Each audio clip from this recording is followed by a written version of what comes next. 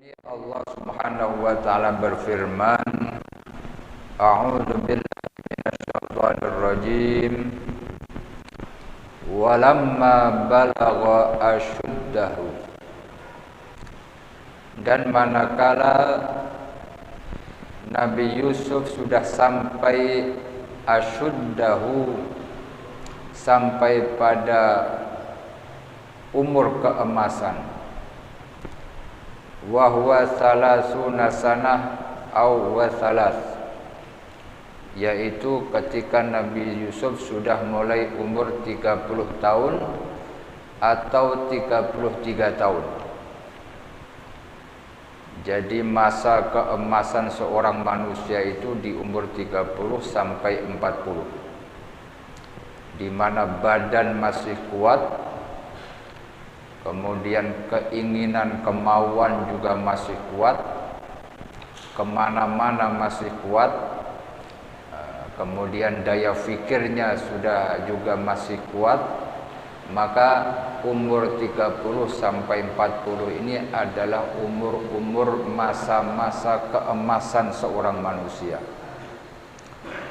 Maka ketika umur 30-an itulah Allah Subhanahu wa taala atainahu hukman. Allah memberikan kepada Nabi Yusuf hukman, ai hikmah. Allah memberikan ilmu hikmah.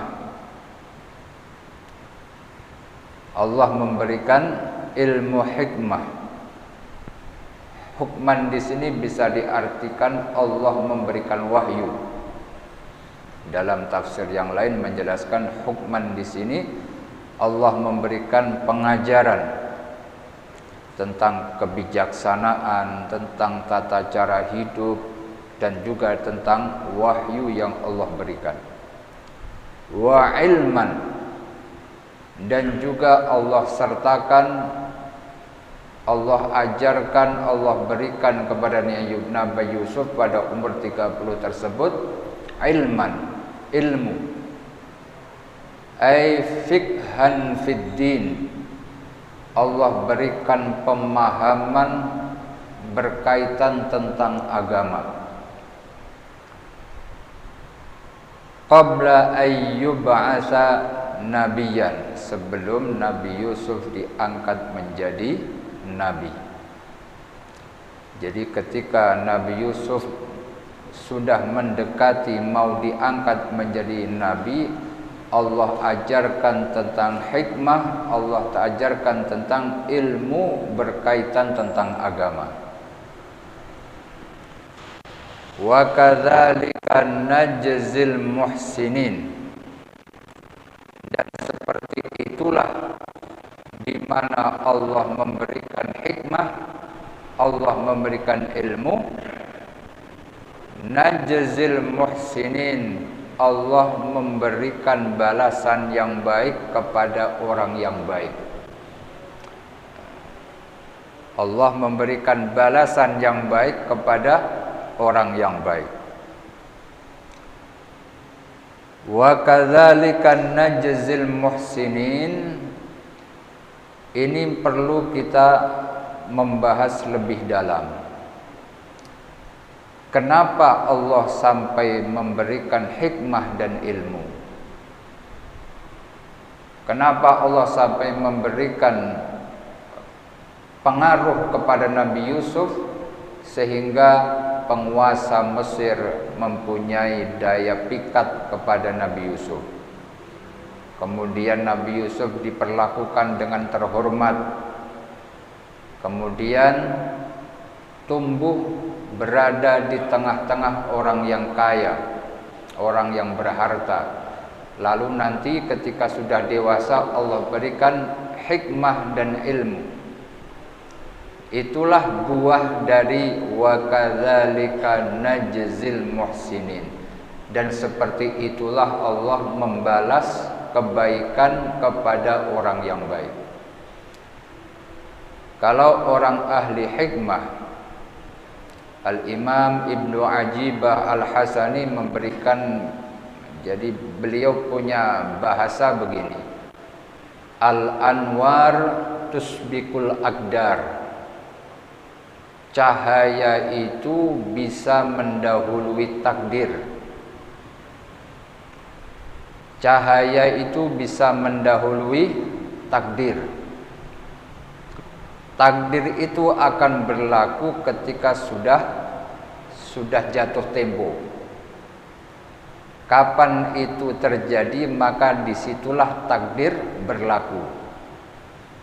Tapi kalau al-anwar artinya cahaya. Cahaya apa? Cahaya ibadah. Cahaya ibadah, cahaya amal baik, cahaya segala hal yang pernah kita lakukan untuk mendekatkan diri kepada Allah, itu bisa mendahului takdir yang akan terjadi. Kalau bahasanya orang sekarang lebih simpelnya adalah siapa yang menanam nanti bakalan menuai. Kenapa bisa Allah angkat Nabi Yusuf? Seperti cerita-cerita sebelumnya, Nabi Yusuf dalam menghadapi segala ujian itu Nabi Yusuf berpasrah diri. Nabi Yusuf berpasrah diri kepada Allah. Ketika dianiaya oleh 11 saudaranya, Nabi Yusuf tidak punya rasa dendam. Dipasrahkan semuanya urusan kepada Allah. Pun ketika dibuang ke sumur, Nabi Yusuf juga tidak ada rasa ingin mendoakan yang jelek kepada saudara-saudaranya. Ketika menjadi budak yang dijual di pasar, Nabi Yusuf juga tidak berontak. Keikhlasan di dalam menerima takdir itu adalah bagian dari ibadah. Ibadah inilah yang memunculkan cahaya. Sehingga cahaya inilah yang akan mengatur takdir di masa yang akan datang. Jadi apa yang kita lakukan sekarang, berbagai macam ibadah, zikir, sholawat, akhlak yang baik, itu nanti akan mengatur bagaimana masa depan kita. Makanya disebut dalam bahasa sufi, al-anwar tusbikul aqdar. Cahaya ibadah itu bisa mendahului takdir. Jadi kita itu, atau barangkali kita merasa hidup enak, itu karena buah dari amal baik yang pernah kita lakukan di masa lalu. Entah kita sadari atau tidak kita sadari. Maka apa yang kita lakukan sekarang itu juga akan mengukir masa depan kita. Semakin baik kita kepada Allah, maka insya Allah masa depan kita akan dibuat baik oleh Allah Subhanahu wa ta'ala. Wa kadzalika najzil muhsinin. Jadi orang baik itu enggak ada ruginya. Walaupun orang baik itu kadang ditipu, kadang merasa dizolimi, kadang dianggap orang baik itu orang yang bodoh. Kenapa? Karena dianiaya tapi tidak membalas, kan begitu. Disakiti orang tapi tidak membalas.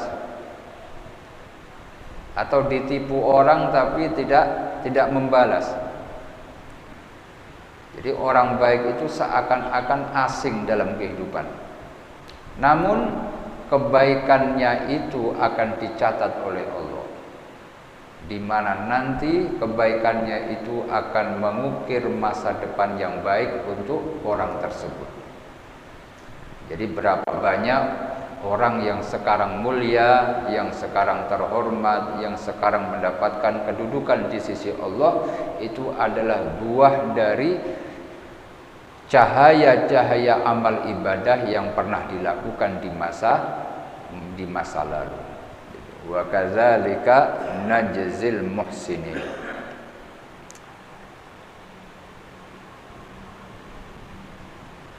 Atainahu hukman wa ilma.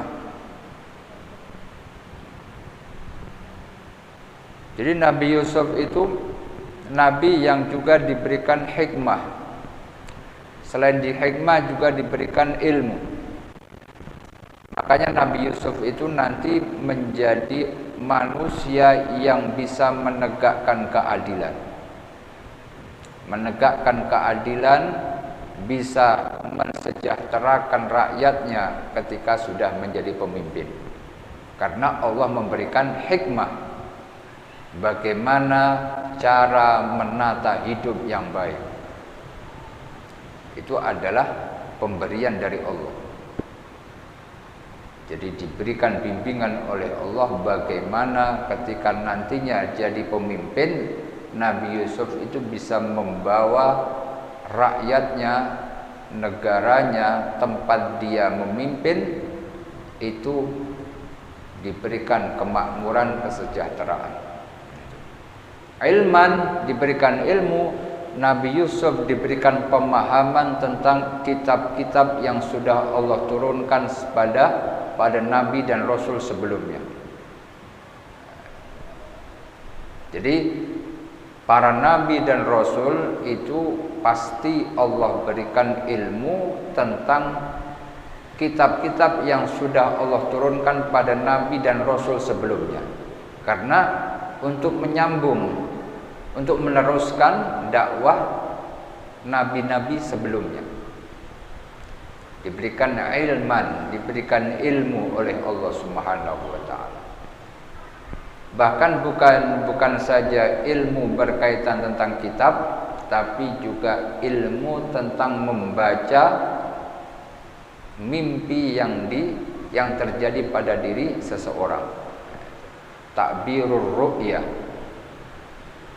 Kita bisa mengenal istilah tabir mimpi. Kalau dalam Indonesia namanya tabir mimpi. Kalau bahasa Arabnya takbirur ru'yah. Bisa membaca dan benar tentang tafsir mimpi seseorang. Ini yang menonjol dari sekian nabi adalah Nabi Yusuf. Bisa membaca orang itu kalau mimpinya begini, berarti ini isyarat akan terjadi seperti ini. Jadi mimpi seseorang itu dijadikan sebagai tanda, sebagai isyarat bahwasanya akan terjadi sesuatu di dalam kehidupan. Yang bisa membaca adalah orang-orang yang diberikan oleh Allah hikmah, ilmu dan hikmah. Makanya jangan salah bertanya tentang tafsir mimpi. Jangan salah bertanya tentang tafsir mimpi kepada orang yang tidak pernah beribadah kepada Allah. Pasti nanti cara membaca tafsir mimpi itu akan jauh dari kebenaran. Kalaupun toh benar itu bukan benar tapi kebetulan. Tapi kalau bertanya kepada ahli firasah, ahli firasat, biasanya adalah orang-orang yang dekat dengan Allah. Ulama-ulama yang dekat dengan Allah, yang sering berzikir, yang sering beribadah kepada Allah. Orang yang rapi dalam kehidupannya, kemudian Allah berikan keistimewaan, maka biasanya apa yang ditanya tentang takbir mimpi atau tafsir mimpi itu akan dibaca dengan baik, akan ditafsiri dengan baik, karena kita nggak salah bertanya.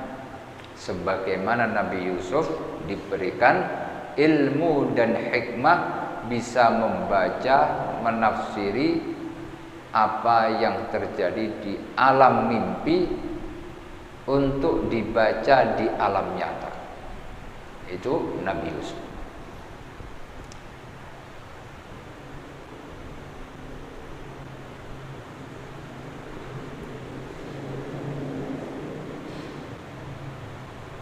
Warawadathu, ketika sudah mulai beranjak dewasa, Nabi Yusuf ini kan terkenal tampan rupawan. Jadi manusia keseluruhan itu yang paling tampan adalah Nabi Yusuf. Ada ulama yang menjelaskan bahwasanya yang paling tampan adalah baginda Nabi Muhammad sallallahu alaihi wasallam. Andai itu ketampanan seluruh manusia itu diibaratkan bulan, maka setengahnya itu adalah Rasulullah, sepertiganya adalah Nabi Yusuf, sepertiganya dibagi seluruh manusia, seluruh laki-laki yang ada di alam semesta, mulai dari Nabi Yusuf sampai hari kiamat. Setampan-tampannya orang saat ini kalau digandengkan dengan Nabi Yusuf nggak ada apa-apanya. Perbedaan Nabi Yusuf dengan Rasulullah, kalau Nabi Yusuf itu ketampanannya dibuka oleh Allah sehingga orang bisa melihat,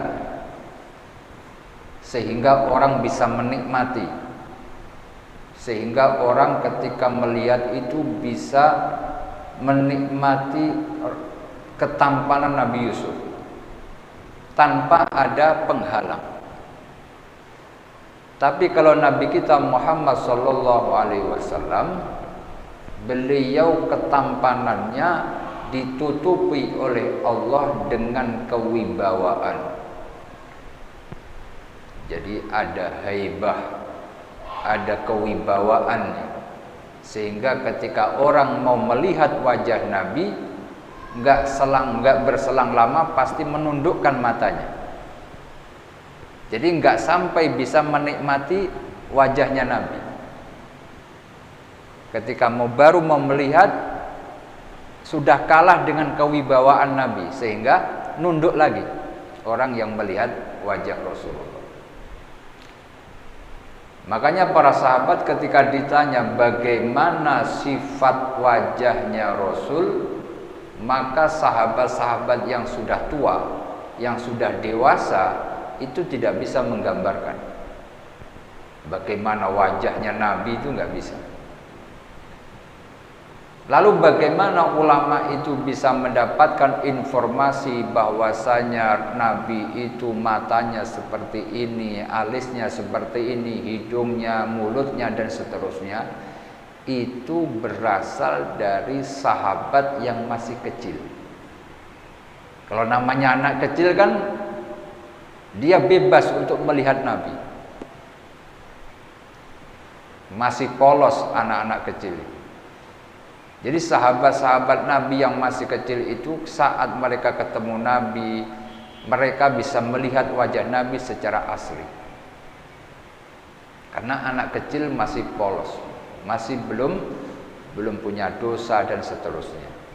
Adapun para sahabat yang sudah dewasa itu hanya mampu memandang Nabi hanya sekelebat saja. Habis itu tunduk lagi. Jadi ketampanannya Nabi itu ditutupi oleh kewibawaan sehingga orang tidak bisa menikmati ketampanannya. Karena kalah dengan kewibawaan yang Allah berikan kepada baginda Nabi Muhammad sallallahu alaihi wasallam. Tapi kalau Nabi Yusuf ketampanannya dibuka oleh Allah. Ditampakkan, bisa dilihat, bisa dinikmati, bisa digambarkan. Makanya dalam ayat ini terjadilah apa yang tidak diinginkan di dalam rumah tersebut. Rumah di mana Nabi Yusuf dibesarkan. Pada ayat berikutnya Allah berfirman menceritakan tentang kejadian itu. Allah berfirman, rawadathu, merayu kepada Nabi Yusuf allati huwa fi baitiha. Ini susunan kata yang dipakai oleh Allah dalam menggambarkan ini dengan kata yang luar biasa dan merayu kepada Nabi Yusuf, seorang perempuan yang mana Nabi Yusuf ada di rumah perempuan tersebut. Itu kalau nggak paham nahwu itu bisa belibet itu. Warawadathu allati huwa fi baitiha. Warawadathu allati huwa fi baitiha. Jadi apa ya? Pelakunya itu dibikin bolak-balik sama Allah. Pelaku di dalam kejadian ini. Jadi cara menggambarkan ayatnya disebut apa namanya? Kata penggantinya itu antara laki-laki dengan perempuan dibikin gonta-ganti. Warawadathu, dan merayu. Hu itu isinya adalah Nabi Yusuf. Allati itu menunjukkan pelaku perempuan. Rawada itu kalau laki-laki. Kalau rawadat berarti pelakunya adalah perempuan. Dan merayu kepada Nabi Yusuf siapa? Allati, seorang perempuan, tidak disebut namanya oleh Allah. Huwa, di mana Nabi Yusuf, fi baitiha, di dalam rumahnya, allati, di dalam rumahnya si perempuan tersebut.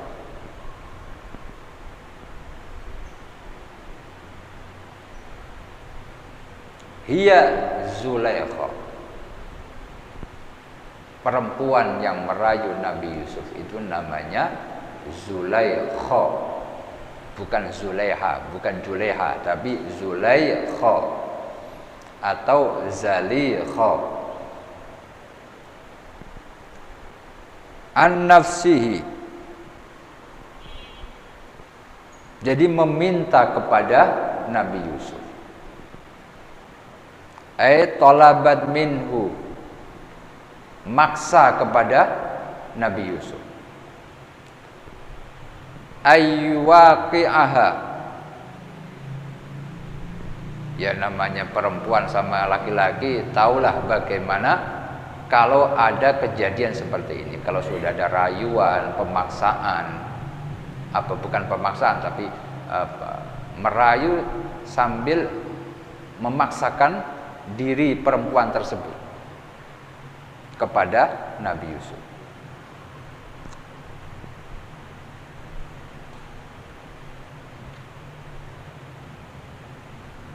Wa ghallaqat, selain merayu juga memaksa. Terus wa ghallaqat, dan perempuan ini mengunci al-abwaba, pintu-pintu rumahnya, bukan satu pintu. Jangan dibayangin yang dikunci itu cuma satu pintu. Mungkin kita ketika membaca cerita Nabi Yusuf, berarti Nabi Yusuf ada di dalam kamar, pintunya cuma satu. Ternyata pintunya itu ada 7.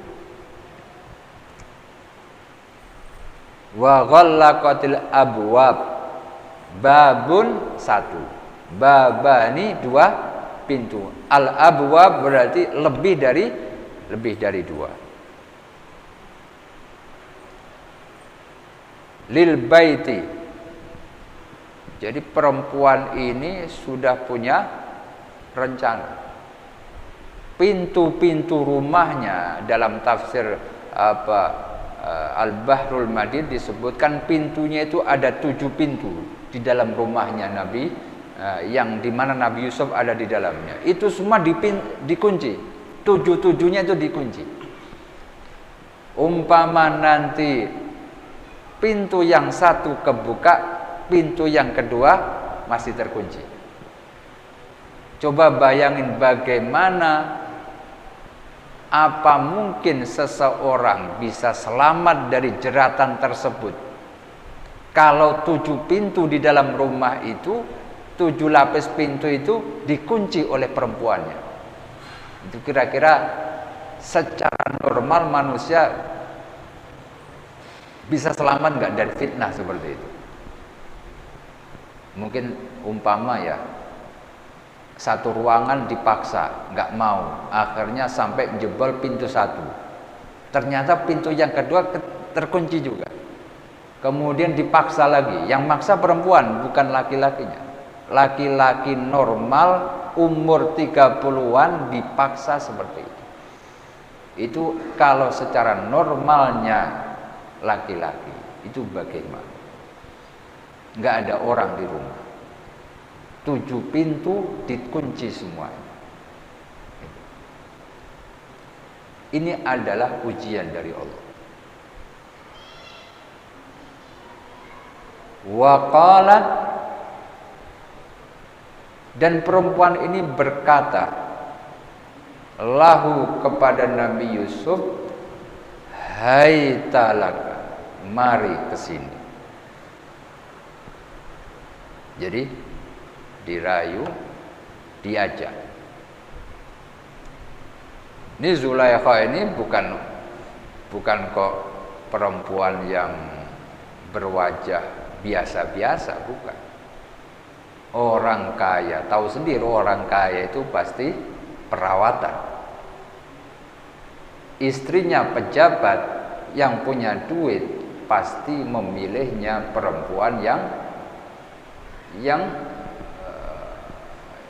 cantik pastinya.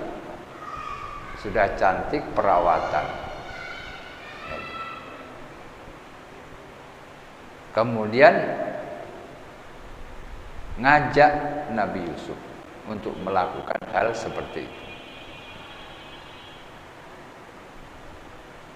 Qala, ketika diajak seperti itu, Nabi Yusuf responnya adalah qala ma'adallah.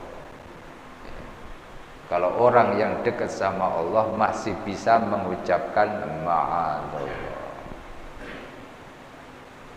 aku berlindung kepada Allah Subhanahu wa ta'ala. A'udzu billahi min dzalika, aku berlindung kepada Allah dari rayuan yang engkau ciptakan. Innahu rabbi ahsana maswaya, sesungguhnya orang yang dulu pernah membeli aku dari pasar budak, kemudian aku dibawa ke rumahnya, Rabbi itu adalah tuanku, sedangkan engkau adalah istrinya. Jadi Rabbi di sini bukan Tuhan ya. Rabbi di sini artinya tuan yang dulu pernah jadi suaminya Zulaikha. Rabbi, innahu Rabbi ahsana maswaya, sudah memperlakukan aku dengan perlakuan yang baik. Jadi Nabi Yusuf mengingatkan kepada Zulaikha bahwasanya aku ini bisa sampai ke rumah sini karena dulu dibeli oleh suamimu. Aku diperlakukan dengan baik di sini sampai dewasa.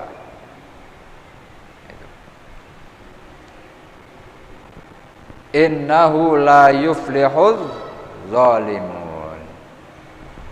Innahu la yuflihuz zalimun, dan sesungguhnya tidak bakalan beruntung, tidak akan bahagia orang yang melakukan zalim, khususnya az-zunah, orang yang melakukan perzinahan. Ini Nabi Yusuf ngasih peringatan kepada Zulaikha. ingat suamimu yang bawa aku ke sini. Dia yang memperlakukan aku dengan baik ketika aku dibuang oleh saudara-saudaraku, ketika aku diperlakukan, diperjualbelikan di pasar. Suamimu datang membeli aku, kemudian aku dibawa ke rumah ini, diperlakukan layaknya keluarga, layaknya anak. Dan ingatlah bahwasanya orang yang melakukan kezaliman berupa zina tidak bakalan beruntung dalam kehidupan.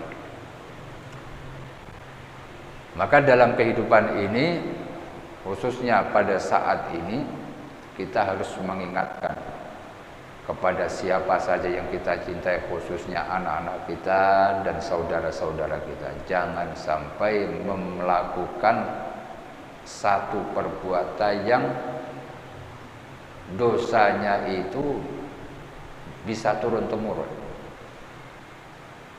Dosanya itu bisa merembet kemana-mana, yaitu perbuatan zina. Jadi zina itu dosa yang bisa merembet kemana-mana.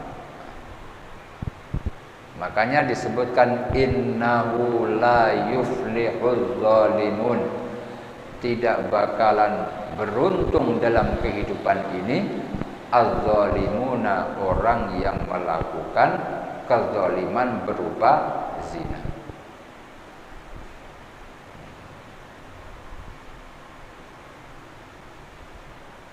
Jadi Nabi Yusuf memperingatkan kepada Zulaikha tentang bagaimana asal muasalnya sampai detik ini masih di rumah ini. Jadi masih memegang amanah dari suaminya Zulaikha.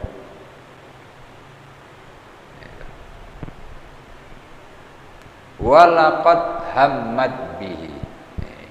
Ini ada yang harus kita perhatikan dalam ayat ini. Dalam tata cara membaca, biar ada perbedaan antara reaksi Nabi Yusuf dengan reaksi Zulaikha. Cara membacanya walaqad hammat bi, berhenti, dipisah, wa hamma biha. Jangan diteruskan walaqad hammat bihi wa hamma biha. Walaupun di dalam ilmu bacaan, ilmu qiraah tidak masalah, tapi ini adalah secara akhlak.